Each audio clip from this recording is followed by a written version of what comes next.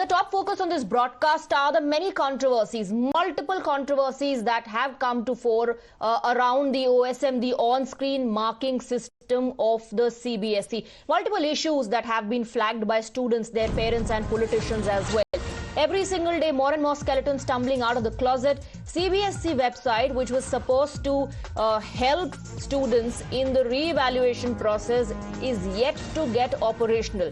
There on your screens is a screenshot of that website, which is supposed to be the post-result activities portal, where students can go ahead with verification and re-evaluation requests. That website is yet to get operational. So uncertainty once again. CBSE's re-evaluation verification window is yet to open. Remember, it was promised that it will be operationalized from today. That is the 1st of June. It was supposed to go live today, but as we speak, and we're also doing a live demo simultaneously, trying to open this portal, but that is not happening. The official website currently shows an under maintenance message promising it will be available soon. The delay comes after CBSE postponed the window, citing the need for a glitch-free process. Yes, that was the promise, that this will be a transparent and a glitch-free process, which has begun with a glitch. Students opposed the delay as JEE results were released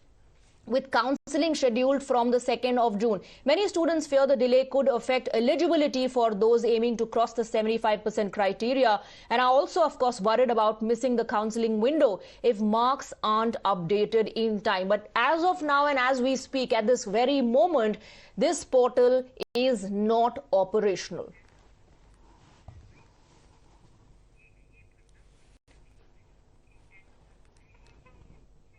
So the re-evaluation process has been delayed once again because the website, that particular portal, is not operational. It's yet to open despite the announcement that was made, which was 1st of June. The promise that was made for a fair, transparent, glitch-free process was that the website will be operational from today. It's still not active for students. It's under maintenance. That's the message when you try and click on the portal, try and open the portal and go ahead with the re-evaluation process. Under maintenance is the message that you will see. So students are not able to access the re-evaluation portal at the moment. Will be available soon. That's another promise, another message. There's no official time confirmed by the authorities. Let me go across to Kritika for more on this. Kritika, once again, there's uncertainty. It looks like every single day there's a new challenge, new concern that the students and parents have to face. This website, this portal was supposed to go live today. It hasn't happened as of yet as we speak. Well, absolutely. You know, this is also what principals and, in fact, other students are also raising to us, that if they push the evaluation window to June 1st, then it will directly clash with the JEE results and also clash with the counselling. Today as well, we are reading a statement from the JEE Apex Board director, the director of IIT Roorkee, that is responsible for, in fact, conducting the JEE exams. He is also stating that students are required and, in fact, advised to participate in the counselling and the seat allocation process. However, their admission will remain subject to the eligibility criteria, which also includes the minimum 75% marks criteria as well. So, of course, again, there is a shadow of confusion as far as these students are concerned. We're yet to, in fact, understand from the Ministry of Education whether or not there will be any break or any sort of grace period that will be given to these students as well. And remember, this is not just about the JEE exams. That is just one such competitive exams in which some 50,000 students have now, in fact, qualified for as well. This is also pertaining to students who have to pursue further education, whether abroad or even in India. We're also seeing how this regular, in fact, log-in, log-out process is causing delays with preparation for the ongoing CUET examinations, which is for colleges under Delhi University as well as other colleges as well. So even that entire process is being derailed for the students. They're feeling massive pressure as far as balancing their current academic load is also concerned. You know, a lot of them have received 7 marks in their theory in, say, the chemistry paper, wherein their expected marks are much above. Gone wrong from the word go as far as this on-screen marking system for the CBSE is concerned, which was supposed to digitize the entire process of paper checking and evaluation. Kritika, do stay on with us. Let's quickly tell our viewers about this Times Now super exclusive. new questions, fresh allegations and concerns over CBSE's on-screen marking system. And this is how millions of answer sheets were digitized. The entire process has come under the scanner. At the center of the controversy now are scanned answer scripts that have been accessed by students themselves. And these scans reportedly, we are also playing out the images on your screens, the concerns that have been highlighted by the students. They show pens, staplers, keyboard wires and other desk items along the edges of the answer sheets. We are highlighting that for you on your screen. Students have flagged this poor scan quality, raising concerns about the integrity of the entire process. Questions are now being asked about what kind of equipments were used. Were these professional equipments? People like Rahul Gandhi, leader of opposition in Lok Sabha, are also alleging that looks like mobile phones were used to scan the physical answer sheets. What type of scanning system was actually used? So Times Now has accessed the documents and scanned answer sheets that highlight these issues, pointing to potential flaws in the entire process. Times Now has learned that CBSE's earlier tender documents had specified a minimum scan resolution. The questions stem from a combination of student complaints, tender documents and scanned answer sheets that are now in public domain. These images have led to questions about the scanning environment and the process that was used to digitize the answer sheet. So let's break down the details. This is what the students are claiming. Number one, staplers are visible in the scans. Not just that, there are pens visible. If you see closely at the edges of the scanned answer sheets, you'll see pens. You can also see keyboard wires kept on the desk. The other claim is that along with the answer sheet, objects have been captured, and that's the reason why questions are being raised on the quality of equipments that were used. Times Now has also examined CBSE tender documents related to the on-screen marking system. An earlier version of the proposal had specified a minimum scan resolution of 300 dpi. Just to make it simple for you to understand, 300 dpi means high quality printing. That's the industry standard. This was mentioned and referred to the use of automatic or robotic book scanners. Then a later version reduced the resolution requirement to 200 dpi and removed the reference to robotic scanning altogether. We've also accessed communication showing that the service provider, COEMT, which is at the center of this entire controversy, had sought flexibility to use manual or indigenously developed scanning systems, arguing that robotic scanners were costly and that its existing infrastructure was already processing large volumes of answer books. However, these developments now raise questions, legitimate questions about the changes in specifications, the scanning standards deployed, and whether the process ultimately matched the expectations set out in the earlier documents. And this is the reason why allegations are being leveled that these requirements were watered down to suit a particular firm. It was a tailor-made contract to fit a private vendor. Students question CBSE on scans. These are the questions that the students are posing. Number one, why were specifications changed? Number two, why was the DPI, the requirement for high quality printing, reduced from 300 to 200? Why was robotic language removed? Number four, what scanning system was used? Number five, were quality standards altered? These are the questions that are being raised by the students. And let's also take a look at the amount that these students will have to pay to get their answer sheets rechecked and re-evaluated. Scanned copy fee is rupees 100. Issue verification fee rupees 100 per subject. And if you want to get questions, a particular question check, then it's rupees 25 per question. That's the amount the students will have to pay. But what about the portal going live? What about the process actually starting? Remember, this portal also crashed earlier. That's when a promise was made to the students. Assurance was given that the experts will look into it and this will be rectified. It will be a transparent, glitch-free process. Now, the CBSE OSM controversy has intensified and there are political reactions coming in as well. Rahul Gandhi has launched a fresh attack, in fact, a series of attacks on the board over alleged irregularities in the scanning and evaluation process. Rahul Gandhi questioned why students should bear the cost of re-evaluation and verification if errors stem from the system itself.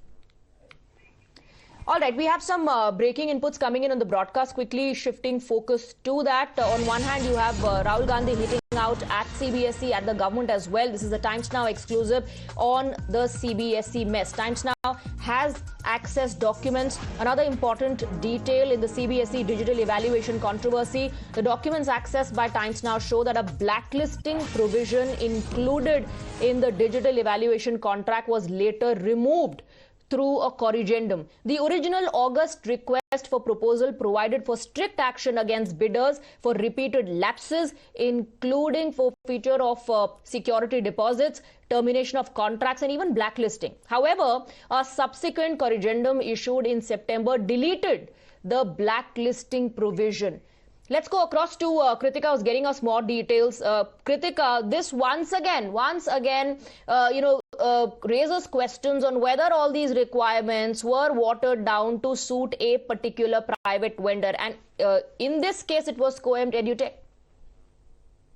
Well, see, that is the big question that students are raising. You know, one of the students whom we've also spoken to a few days ago, Sarthak Siddhant from Jharkhand, he was also able to, in fact, uncover all of these documents and had raised these very questions about how tender after tender there has been changes that has been made by CBSE and changes that are not gearing towards, in fact, a more efficient way of getting the scans done and getting the digital evaluation done. But of course, what these changes has resulted in is dilution of penalties, is in fact letting substandard, in fact, scanning processes also get by.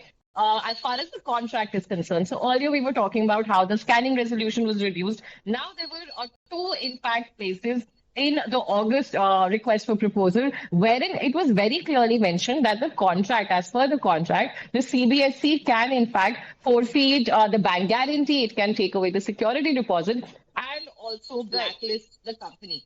But from both of these places, these clauses were subsequently removed in a correction that was later issued in the month of September. Kritika, do stay on with us. So the revised clause retained the power to issue show cause notices and terminate contracts. But blacklisting was no longer part of the penalty framework for repeated violations categorized as other mistakes. The board has said that the changes were made after due considerations. The documents do not by themselves establish any wrongdoing. However, they do raise questions about why the penalty framework was modified. And for more on that, we also have Akanksha joining us from the newspit. Yes, Akanksha. Absolutely. Let me take you through the details how CBSE dropped the blacklisting clause. In fact, in the original tender that you can see here on the screen, it had the blacklisting clause here. The issue will be put in front of the committee as decided by CBSE. The committee may send show cause notice for to take away the blacklisting and the termination contract as well. So it, as far as the repeat lapses are concerned, they could invite blacklisting, but it was changed later is what we are learning. In September, that notice, it removed that clause is what we are learning so far. It had no mention of the blacklisting, and this is how the CBSE in fact dropped that particular blacklisting clause. Akanksha, do stay on with us. Very quickly, I want to go across to Kritika. Keeping politics aside, the board will definitely have to answer questions on this. At whose behest was the blacklisting clause removed? Why was it done? Was it done to, benefit a particular private firm, as is the allegation, not just by the students, but of course, there's a political firestorm over the issue. Well, absolutely, Swati. I mean, if there is a bidder that is not able to, in fact, continue with the entire process properly, in the sense that if there are repeated mistakes, as Kansha just read out in that particular clause, if there are repeated mistakes, and if the board is not able to still blacklist the contract, then what does it say about its standard or commitment to standards? You know, even the National Education Policy 2020 argues for world-class assessment infrastructure to be established in India. And of course, in any situation wherein there is a requirement for such world-class infrastructure to be set up, there has to also be stringent penalties. But what we are also currently noticing is that correction after correction, such penalties are being diluted and watered down. If there is a blacklist, it should not, in fact, for that matter, hurt the board in any which way. There is a contractor which has failed fail to, in fact, commit to the due process as signed on by the agency themselves, they should, in fact, be facing penalty. This is something very basic that students are also raising, and now politicians also specifically.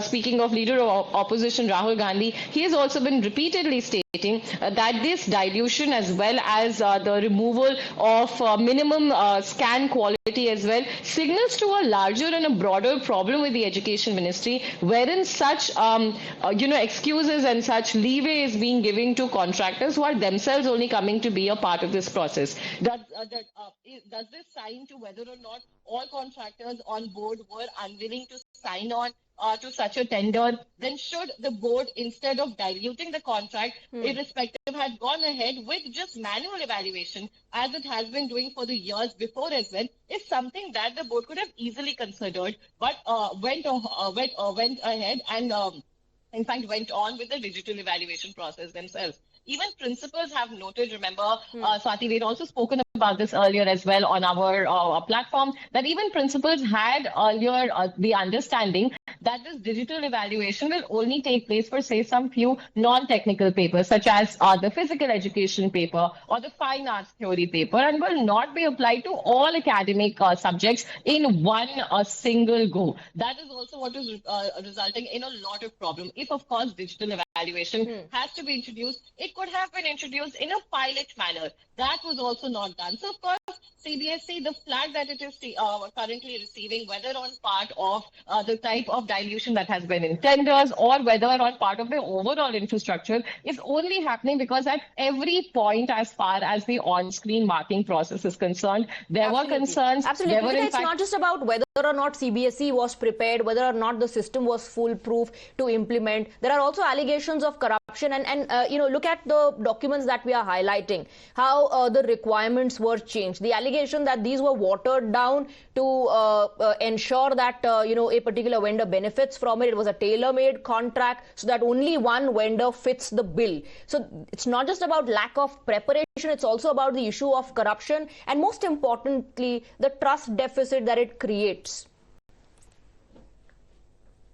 Well, clearly, I mean, that is what students day in and day out are in fact repeating, that their trust in the system is completely gone. Even remember just a few days back, day before yesterday, in fact, when the CUET exams were happening, we spoke to parents, we spoke to students who had come in to write their examinations. We'd asked them whether they expected that such a glitch would happen. After all that's already going on with the education ministry or with CBSE in general, or even with the National Testing Agency, of course, not one of them had any faith. All of them, in fact, stated that they were helpless, that this is how things are working out these days. And in fact, they had anticipated and expected such a delay or such a glitch to happen, which is the only reason why they showed up this early at these examination centers as well. So we are just now reporting on CBSE, of course, the tender documents that were released last year. But even as of just day before yesterday, there was another glitch that was witnessed that impacted over around 3,700 students. So there has been, in fact,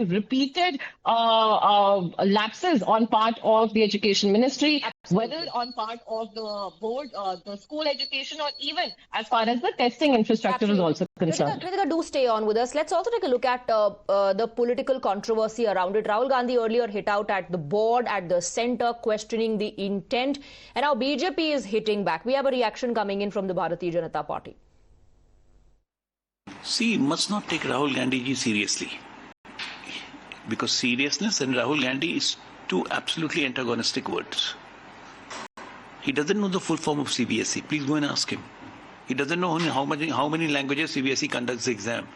In how many countries CBSE conducts the exam. In how many countries CBSE runs the school. He doesn't know anything about CBSE. His only motive is to defame the Prime Minister and defame the government. Very quickly, Kritika, it's not really about whether you want to trust Rahul Gandhi or not. You can choose to do that. But what about the students and the challenges that they are facing? Well, absolutely. From May 13th, there have been on social media, parents, students, teachers, principals alike, evaluators even, making their videos talking about the issues that they're facing with the entire evaluation, in fact, process. They have stated how not enough time was given. They're stating how their marks are not in line with their academic performance. There have been, in fact, attempts of a cover-up also as far as CBSE is concerned, with the regional officers reaching out to these principals to ask them to make videos as well. So the trust deficit at the moment is in fact quite high as far as these students are concerned. And this is also coming in at a point where they're already writing entrance examinations for other colleges. Time is of essence for them. Absolutely. Kritika, keep tracking all the developments. Thank you for getting us the details. We'll connect with you again. Moving on now and shifting our focus to a controversy that's brewing in the state of Karnataka. Saffron shawls versus hijab row is back in the state. We're given to understand that saffron shawls were distributed in Hubli, and Hindu groups also protested. So Hindu organizations in Karnataka have launched a saffron shawl campaign after the state allowed students to wear religious symbols, including hijab, in educational institutions. Let's go across to Imran, is joining us on the broadcast with more details. Imran, tell us more about this protest by Hindu groups. We also given to understand they distributed saffron shawls. The government has taken decision about revoking many of the things which were banned earlier as far as religious symbols are concerned, whether it's a hijab or is sacred thread anywhere worn by the Brahmins, because there was a lot of controversy last time in the PUC and SS examinations, as many of they were asked to remove their sacred thread. They led to a controversy, but the notification was issued in hijab, and the sacred thread was allowed now as part of the in the premises of school campuses. As you all know, Karnataka hijab issue had become a big during the earlier BJP tenure. Now Sriram Sene, the activists, members distributed shawls to many of the students there on the first day of the opening of the college in Hubli in Karnataka. All right, Imran, do stay on with us. We also have a reaction from CM designate DK Shivakumar on this issue. Let's listen in.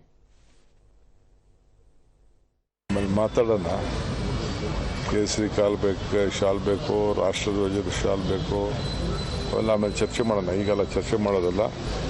So ನಾನು ದೆಹಲಿಗೆ ನಾನು ಸಿದ್ದರಾಮಯ್ಯ ಸಾಹೇಬರು ಹೋಗ್ತಾ ಇದ್ದೀನಿ. Neha Ebal is joining us on the broadcast with more on this. Neha, DK Shivakumar says now is not the time to talk about it. We'll speak about this later.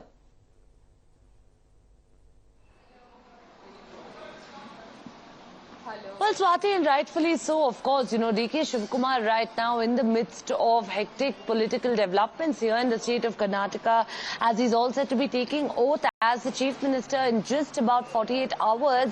But, you know, of course, this is something that he's echoed earlier as well, that, you know, the match being shifted out of Bengaluru and the finals, in fact, for that matter, was supposed to happen in Bengaluru, of course. But he says that there's, you know, more to this than what meets the eye, that there's a political controversy that's, you know, going to be brewing around this, and which is why he says that there would be a time to talk about it and when he would. You know, one must remember, of course, what happened last year when, of course, you know, the tragedy of 11 people there having lost their lives. And most importantly, that was during the victory celebrations, while, of course, the stadium, the Chinnaswamy Stadium in Bengaluru, was cleared to hold matches. And we saw several IPL matches also being held in Bengaluru. Thankfully, you know, of course, rather smoothly. The decision, of course, to shift the finals to Gujarat there, to Ahmedabad, was one that was taken by several bodies there collectively, whether this was the BCCI, whether this was, in fact, you know, the other teams, of course, that were involved. He says that there is a political conspiracy behind this. We really have to wait and see. Absolutely. Possibly, of course, you know, maybe in the next couple of days or so is when he would likely speak about it again. Right. Well, you know, caretaker Chief Minister Siddaramaiah did speak about the issue earlier, and he said, issued a clarification on this, and the BJP hit back saying this clarification is nothing but appeasement politics being practiced by the Congress. So now it will be interesting to see how CM designate DK Shivakumar reacts on this. Thank you very much, Imran and Neha, for the moment for getting us the details. A quick break with that. We have a lot more line on the other side.